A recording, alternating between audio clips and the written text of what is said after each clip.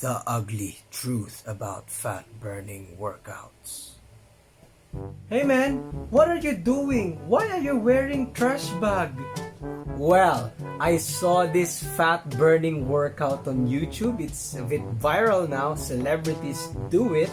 And I wear this trash bag for extra sweat. The more you sweat, the more fat burning, right? Hello guys, welcome to Versus You Fitness. Okay, it's not really ugly, but you know. So we show you how, in this channel, we show you how to make this fitness thing easy, lifestyle friendly, and of course, enjoyable. Okay, how can you get in shape, in your goal shape, as easy, as enjoyable, and as lifestyle friendly as possible? Today's question is all about fat burning workouts. I mean, celebrities do it, MMA fighters do it, they're ripped, they're shredded. So are they really fat burning? Does this really burn thousands of calories even if you sleep for around 24 to 48 hours? Is this really better than my workouts because it's functional? Here are the questions. Is Tabata, circuit training, CrossFit, 4-minute workout, burn, DVD dance, burn workout, MMA fighter workout, functional workouts, 300 workouts, okay to do? What are the advantages and disadvantages? No is the answer. Okay, mostly no. No! No! No! No! For most people, this is ineffective. Okay, if your goal is to maximize body composition, meaning to lose fat and build muscle and have great shape, okay, optimizing body composition, if you weigh the advantages and the disadvantages of this type of fat burning workouts, the disadvantages far outweighs the advantages. Before we talk about the pros and cons, okay, why no? No! No! No! No! Let's first look what is your goal body. Okay, what most of us really want. This is so important. People don't look at this. Okay, this is why in my personal online physique coaching, okay, I ask this first. What is your goal body? Okay, there are 3 levels people wanna have. Okay, number 1, the general health. They just want to be healthy. Number 2, the beach look. Okay, look good naked. Okay, they wanna look good naked. Number 3 is the competitive. Okay, the competitive physique. For level 1 people, are circuits effective? Of course, okay, any form of exercise are effective for them. Why? Because they just want to be healthy. Okay, they're all about health and longevity. Okay, these people don't care how they look. Okay, they just want to get out of their medication, maybe strengthen their heart, maybe lose some extra weight, get into a healthier weight. But looking good is not their priority. Unlike the level 2, and most of us fall on this category. We enter fitness, we want to look good, we want to present ourselves having, for guys, having broad shoulders and tiny waist, not necessarily having a full 6-pack. But when you take your shirt off in the beach, or for girls, you wear your bikinis on the beach, you look good. Okay, you have great muscle tone, you have great well-developed muscle mass and low body fat. For those people, are circuits effective? No. No! No! No! No! Plain answer, no. For the competitive level is another story. Okay? These people are getting into low levels of body fat. Okay? Extreme levels of muscle mass and extremely low levels of body fat. Okay? Circuit training, fat burning workouts, these types of workouts, HIIT training, HIIT, can be a tool But think about it, if your goal is to maximize strength, okay, maintain strength and muscle while losing body fat, will you do intense activities that, you know, taxes your nervous system? It has high injury risk. Okay, so for me, for competitors, it's a bad idea. HIIT circuit training is a bad idea, but it can be done if you program it right on your, you know, on your training split. If you're like most of us who wants to maximize muscle mass and have a low body fat, then circuits are not effective.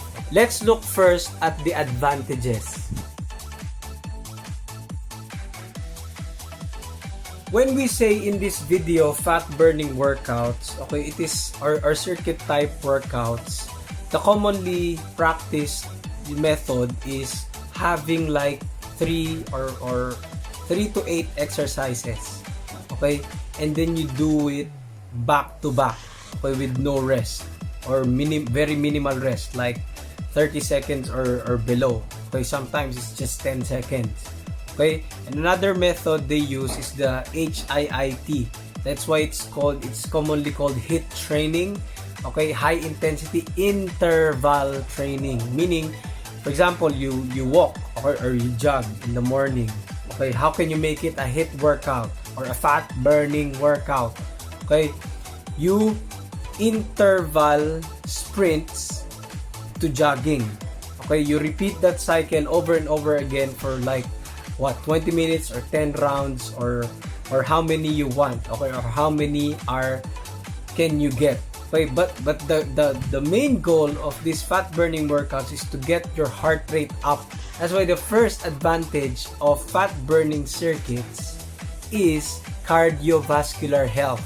I mean, doing sets back to back will condition you to longer endurance, you know, longer low intensity endurances. This is why fighters do this all the time, okay? They have a regular circuit regimen for them to last long on the last few rounds, okay, when fatigue is at its very peak.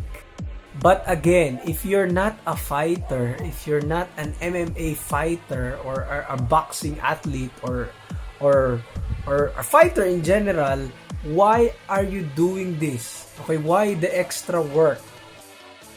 You can achieve a good, healthy cardiovascular health without doing these circuits, without doing these fat burning workouts. Number 2 advantage of circuit training or fat burning HIIT workouts, okay, is metabolic fatigue. Okay, what is metabolic fatigue? It is one of the components of muscle growth. Okay, one of the causes. Number 1 cause of muscle growth is progressive tension overload, meaning lifting heavier and heavier and heavier and heavier and heavier weights over time that builds muscle. Okay? Number 2 is muscle damage. Okay? That micro tears created whenever you do an exercise. And number 3 is metabolic fatigue. This is the burn sensation you feel whenever you do a set. Okay, when glycogen stores, okay, the carbs in your muscles are used up, lactic acid is up. This is so common in circuits. Doing exercise back to back creates that burn sensation on your muscles, and circuits provide that, okay, that accumulative metabolic fatigue, that, you know, that super burn you feel.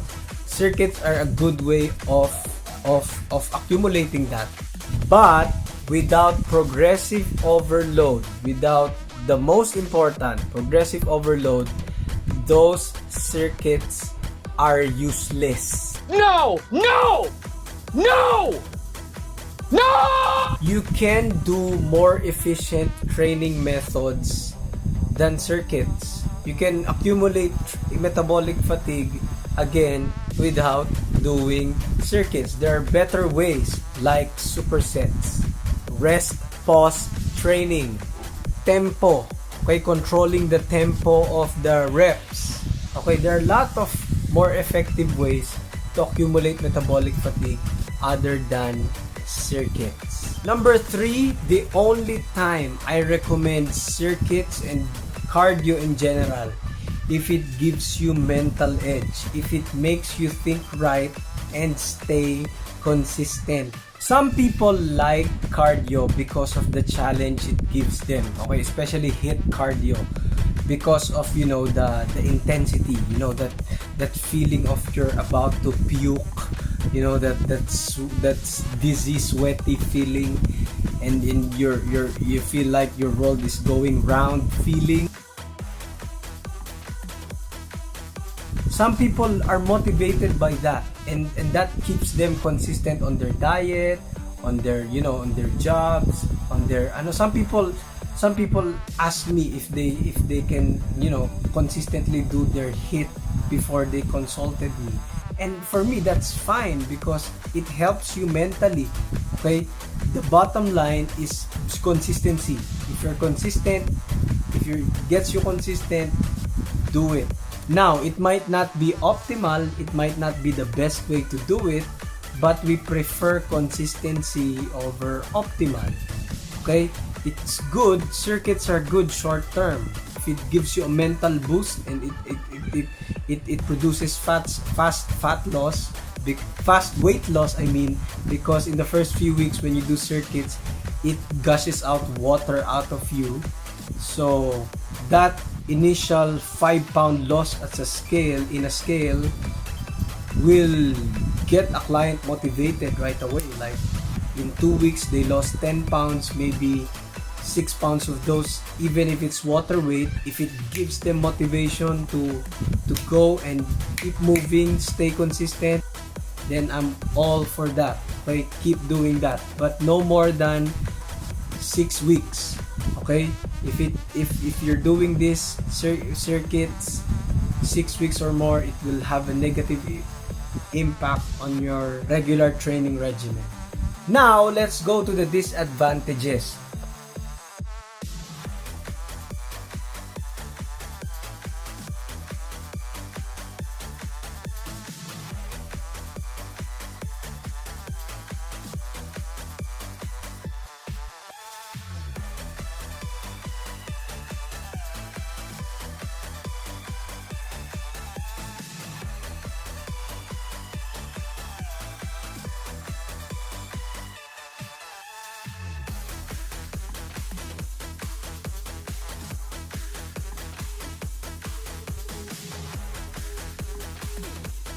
Probably this is why I think you should stop doing this if your goal is level 2 or level 3. Okay?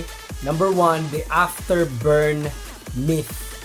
This is probably the biggest myth why people resort to doing circuits.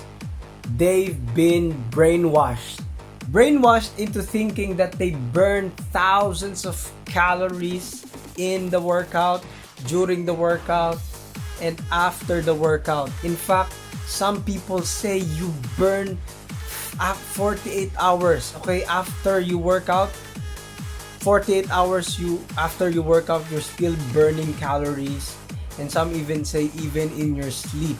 Of course, who wouldn't want that, right?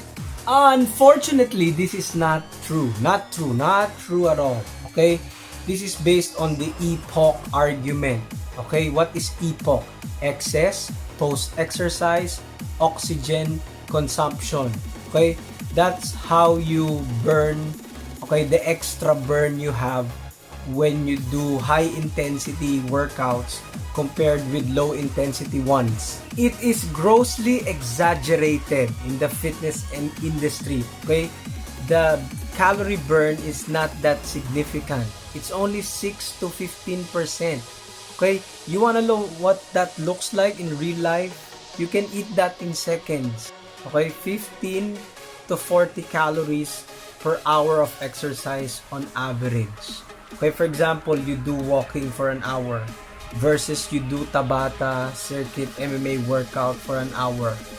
The difference of that simple walk and that super intense, super taxing MMA workout, circuit workout, fat burning workout, or whatever you wanna call it, is just 15 to 40 calories. Imagine that. The idea that you can burn what you eat is ridiculously false. Science tells us that there is no such thing as fat burning workouts. So, the next time you train, don't focus on how many calories you're burning. Focus on how much strength are you gaining, not to burn calories. Workout to preserve muscle, not to burn calories. Guys, here's the thing. Real fat loss happen when you are in a caloric deficit. If calories in are lesser than the calories you put out, even if you don't do circuits, you're still gonna lose fat. There's a saying, you cannot out-exercise a bad diet. You cannot out-train a bad diet. Okay? It takes 542 burpees to burn one French fry. Okay? Imagine that. Trying to burn what you eat is a waste of time. It's a losing game. Okay? Even effort is wasted, in my opinion. Number 2 myth about or disadvantage of these fat burning workouts is that it interferes. Okay? Heard of this functional training? That will interfere with your strength.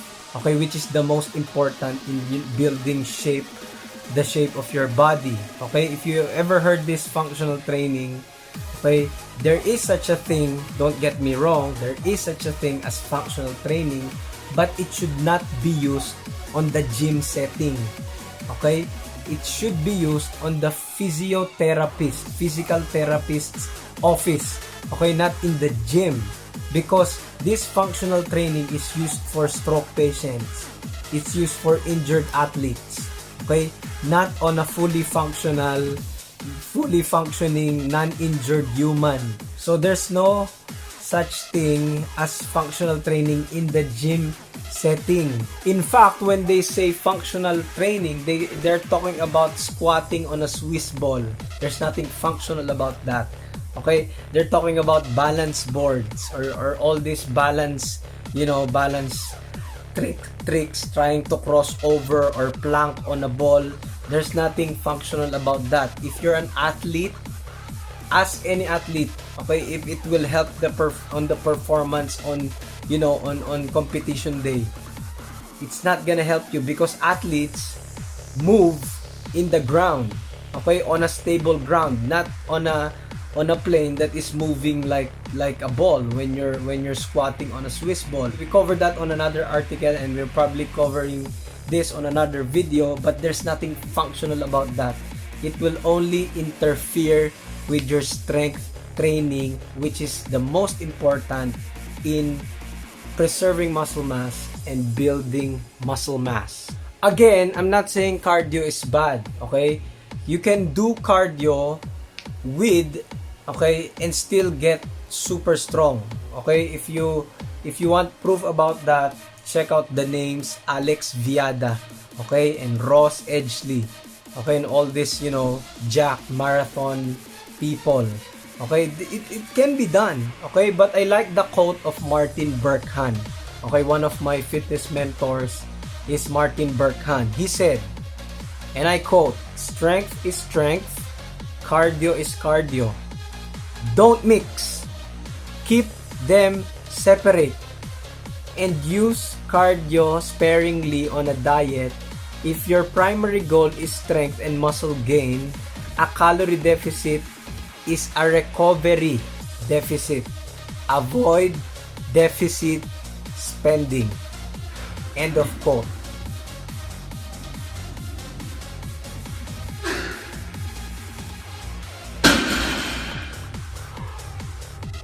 Okay, that's from Martin Berkhan of leangains.com. Circuit is only good to use as an accessory, okay, to accumulate metabolic fatigue or the burn you feel on your muscles. But never ever be a primary, or else you will suffer recovery. Okay, I've seen a lot of people tear a hamstring, tear a front delt because of doing burpees. Okay, tear, a quad and hamstring because they always do this interval sprints on a diet. Okay, and then the next day they squat or they leg press, and then they do this HIIT circuit again. Okay, so it's not smart. Okay, it's not ideal. Okay, it will interfere on your recovery. Okay, I'm not saying don't do cardio. I'm just saying don't mix cardio and strength. Keep them separate. Number 3, related to number 2, if it interferes with your strength and recovery, this is the result. Injuries. Okay? High injury risk. That's one of the disadvantages of doing these fat burning circuits. Okay? Injuries. And you probably experience this doing circuits. By the time you get to the next exercise, you're already toast, fatigued, exhausted. You will not perform the exercise efficiently. And we all know bad form can lead to both short-term and worse, long-term injuries.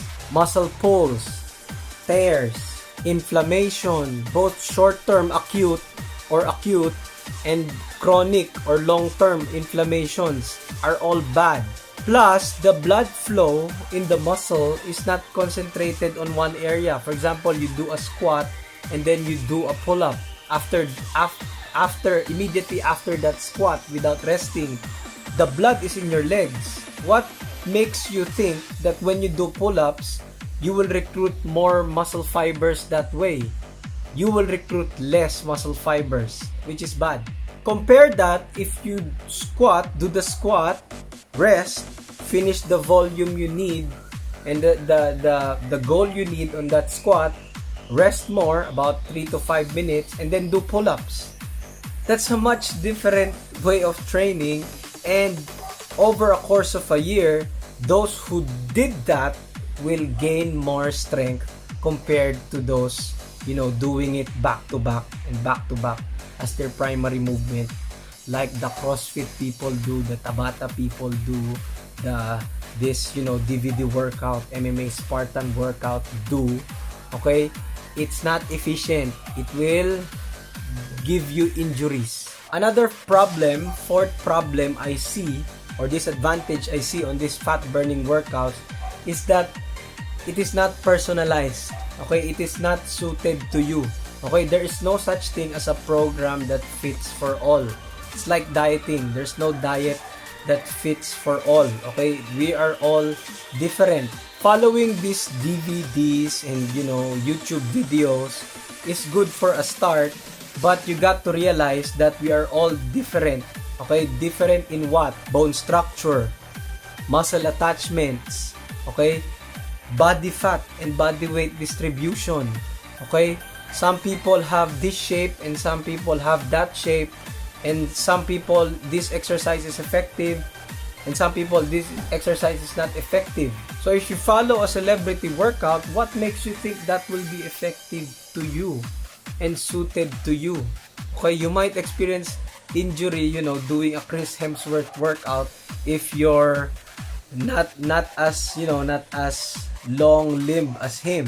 If you have short limbs, you're probably weaker on pulling, so you get frustrated if that Chris Hemsworth workout doesn't work for you because his body structure is different.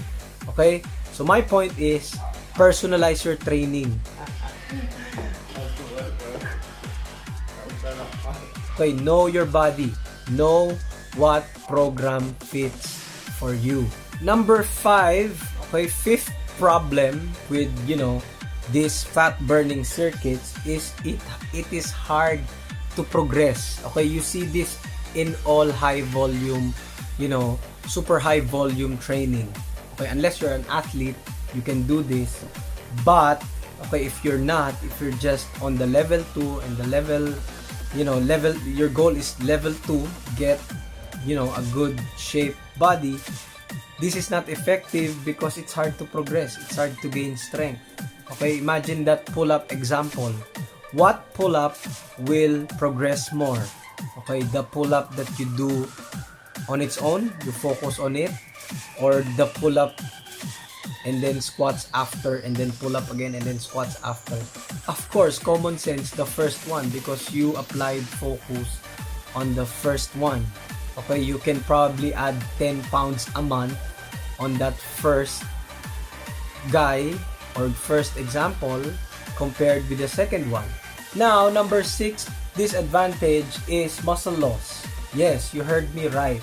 So if you're on a diet and you're doing fat burning circuits, it will eventually cause muscle loss, especially if the diet is incorrect. Okay, you're not eating adequate protein, it will eventually, you will eventually lose muscle. Okay, as Martin Berkhan puts it, okay,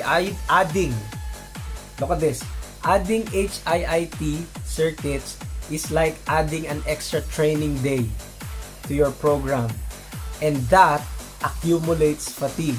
And if not recovered, it leads to massive strength loss. And if you keep pushing on these circuits, this cycle will lead to a lot of muscle loss.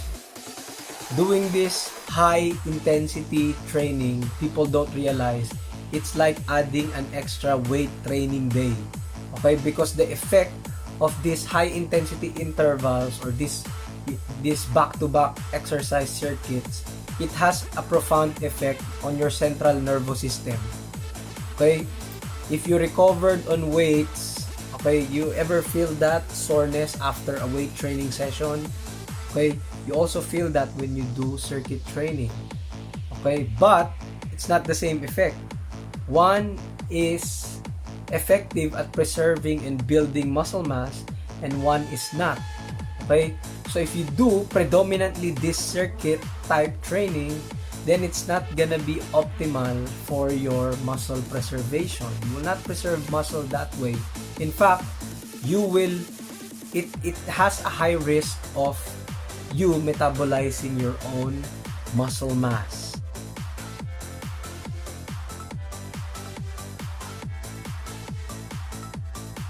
So you will probably ask, okay, Mr. Smart Guy, what do you recommend? Okay, if the disadvantages outweighs the advantages, then what do you recommend? Simple. One word. Overload. Overload is the first priority. In fact, if you're doing these fat burning circuits, ask yourself, is this fat burning celebrity MMA, Tabata, or CrossFit, or whatever workout is geared towards me progressing week to week? If yes, do it. Okay? Or is this Tabata circuit geared towards progressive overload, and it's just using this back-to-back circuits as a form of accumulating training volume and metabolic fatigue on my muscles? If not, don't do it. And most circuit type training really eliminates overload. Okay, it's hard to progress. I've done this in my first 6 months of training. I've done this circuit type of workout and nothing. Okay, I did not gain any muscle doing that. Okay, my heart got strong, and it's one of the advantages. But you can get the same effect cardiovascularly doing strength training, straight up weight training. In fact, weight training is very good for the heart. Most people don't understand that. Those people don't get that. If you have developed muscle mass, okay, your heart needs to supply blood on those muscle mass. So it's good for the heart having more muscle. Now let's talk about strength training. Okay, this is where strength training enters. Why am I a great, pusher of this strength training? Okay, these are the advantages. Okay, for athletes, power, speed, strength, okay, explosiveness, you will develop it when you do strength training. Okay? Ask Kobe Bryant, he's dead, or LeBron James, or any athlete, okay, gymnastics athlete, they all do some sort of resistance training. Whether they do band work, okay, where you do resistance band, barbell, dumbbell, or some weighted vest, or some heavy gloves. Resistance training, okay, it will develop speed and power and agility for athletes. If you're not an athlete, the average person who wants just to look good, building and maintaining muscle mass, there's no other type of training accomplishes that than strength training. It is the simplest, most straightforward way of exercise, and it's also flexible. Okay, you can do it at home, you can do it in the gym. Okay, you can mix it up. You can do barbells, dumbbells, body weights, kettlebells, tire flips, etc. Anything that has resistance, anything that is challenging, that is done to build strength, is strength training. Okay, so it's simple.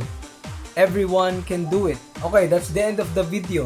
Is Tabata 4-minute workout, YouTube workout, all these types of circuits, fat burning workouts effective? It depends. Okay, if it produces overload or progress, if that's the design of the program, then it's effective. But you can easily, as I've said, you can easily achieve that doing more rest and focusing on strength, and then using this back-to-back exercises for cardiovascular health and metabolic fatigue, or adding more training volume if you need some. And I want to leave you with this, not because a celebrity is doing it, or a celebrity, super athlete, ripped athlete, or ripped guy is doing it, doesn't mean it's for you. We are all different. Okay, if you base your training on an elite athlete, then probably that's too much for you. Okay, and if your goal is to gain muscle, doing that elite athlete's workout will overtrain you, because that's not your level yet. Okay, adapt first, know first your level. There are 3 levels: beginner, intermediate, advanced. Okay, there's no advance if you don't start with the basic or beginner. Okay, people don't want to admit they are a beginner. Okay, and you will progress, you will build much more muscle, you will lose much more fat if you just follow simple, straightforward, beginner guidelines. Okay, in fact, me today, my workouts, if you look at it, it still looks like a beginner program. Okay, I only do 8 exercises maximum a week. Okay, 5 of those are from the Golden 5. Okay, so, and 3 of those are from my weak points, working my calves, working my neck, working my arms. Okay, that's it. It looks like a beginner program, but it works. So I hope this video somehow enlightened you, okay, on the ugly truth of fat burning workouts. Now you know why most people are, having injuries, doing this. Not saying it's not effective. Watch the video again. There are advantages. They're good, but if you weigh the pros versus the cons, it's not worth it. Okay, so please make sure to like, comment, share, and subscribe to our channel, and I hope you learned a lot. Tag this, share this with your friends if they are experiencing a hard time, on these fat burning workouts, if they are having lesser and lesser motivation doing this super hard, heart pounding, puking HIIT circuits. Help them, share this with them, and make sure to watch our other videos. Okay, go to versusyoufitness.com. We have a new blog page, versusyoufitness.com. slash articles. Text type of all our videos are going to be posted there, and we will have a free fat loss course coming soon, free muscle gains course coming soon, and the True Health page, well, we're working on that. Okay, so thank you guys, see you in the next video, and always remember, it's you versus you. Bye bye, peace.